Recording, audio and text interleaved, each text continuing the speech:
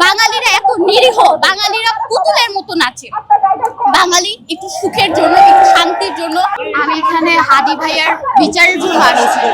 হাদি আমার মনে হয় আমার দেখা সবচেয়ে সাহসী আমাদের দেশে এই পর্যন্ত 24-এর পরে যে লিড দিয়ে গেছে জন্য। এর মধ্যে হাদি ভাইয়াকে আমি আমার আদর্শ হিসেবে এখন মানি। আর হাদি ভাইয়া ছিল সাহসী, যে ইন্ডিয়ার মতো দালালি, দেশে যে অনেক দালাল মানুষ এখনো আছে, আমরা সংস্কার করতে পারি নাই ফ্যাসিস্ট তারাও। আমরা এই জিনিসটা প্রশাসনে যারাই বসে আছে সবাই ইন্ডিয়ার হয়ে কাজ করে এখনো পর্যন্ত। হাদি ভাই তাদের বিরুদ্ধে সমানে কথা বলে গেছে, সাহসিকতার পরিচয় দিছে, দেশপ্রেমের পরিচয় দিছে। একটা মানুষ শেষ পর্যন্ত বলে গেছে যে তার কোনো প্রোটেকশন লাগবে না দেশে, তার বুকে অথবা মাথায় গুলি না করা পর্যন্ত তাকে কেউ থামাতে পারবে না। এই জন্য খুনিরা টার্গেট করে তাকে মাথায় আঘাত গুলি করছে। আমি এরকম একটা দেশ চাই না যে দেশে আমাদের এরকম হাদি ভাইয়ের মতো অন্যান্য মানুষের নিরাপত্তা নিশ্চিত করা যায় না।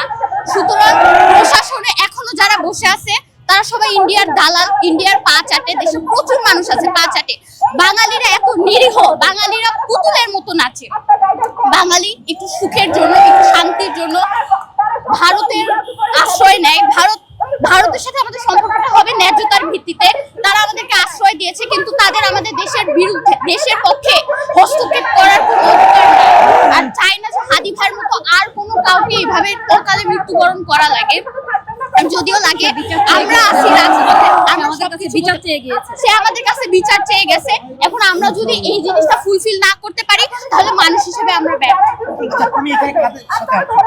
আমি আমার বাবা মায়ের সাথে আসছি। বাবা মা কি বলে নিয়ে আসছে, তারা কি বলছে?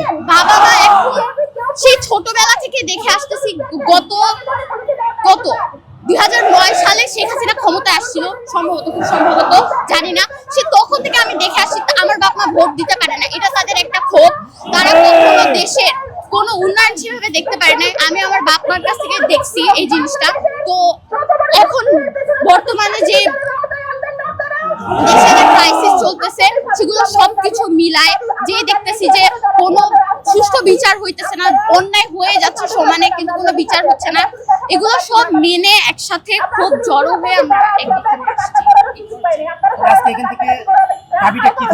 এখানে দাবি এটাই থাকবে যে হাদি ভাইয়ের মতো বিচারটাই চাই, যে খুনি কিভাবে দেশে এই যে প্রথম আলো, ডেইলি স্টারের মতো বড় এইসব জিনিস পুরাই দিচ্ছে, সেই খুনিকে গ্রেফতার করতে পারতেছে না, অথচ পারতেছে তারা, অথচ হাদি ভাইয়ের খুনিকে গ্রেফতার করতে পারে না এখন।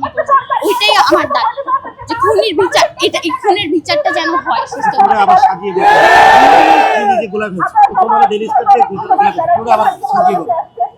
আমি এটাই চাই যে হাদি ভাইকে যে খুন করছে সবকিছুই তো শনাক্ত করা গেছে, সবই চিহ্নিত করা গেছে, কেন এখন তাকে খুঁজে আনা যাচ্ছে না, কেন এই জিনিসটা কার্যকর করা হচ্ছে না, সরকার কি করতেছে? এটাই আমরা চাই যে এই হাদি ভাইয়ের মৃত্যুর জন্য যারা দায়ী তাদেরকে যেন গ্রেফতার